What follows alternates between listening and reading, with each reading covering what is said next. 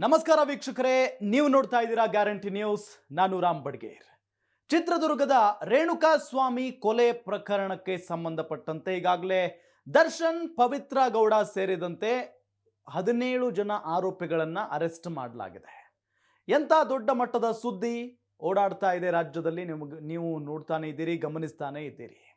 ಇದೆಲ್ಲದರ ನಡುವೆ ಈ ದರ್ಶನ್ ಮತ್ತು ಪವಿತ್ರ ಗೌಡ ಅವರ ಪರಿಚಯ ನಿಮಗೆ ಇದ್ದೇ ಇದೆ.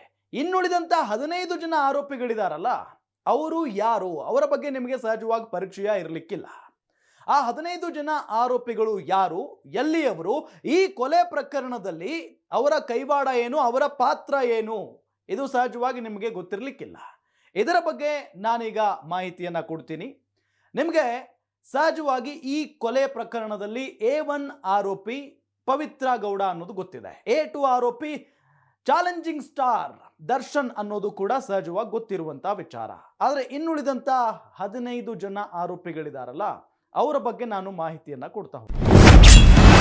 ಮೊದಲಿಗೆ A1 ಆರೋಪಿ ಪವಿತ್ರ ಗೌಡ ಅವರಿಂದಾನೇ ಈ ಕೊಲೆ ಆಯಿತು ಅನ್ನೋದು ಬಹಳ ಸ್ಪಷ್ಟ.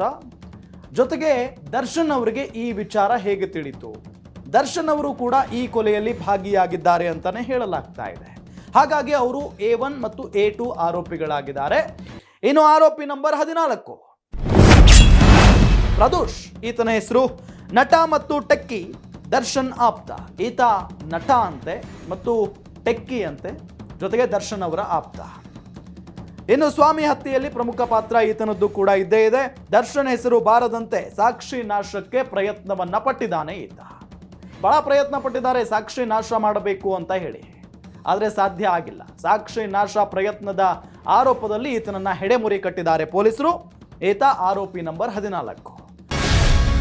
ಗ್ಯಾರಂಟಿ ನ್ಯೂಸ್, ಸುದ್ದಿ ಖಚಿತ, ನ್ಯಾಯ ನಿಶ್ಚಿತ.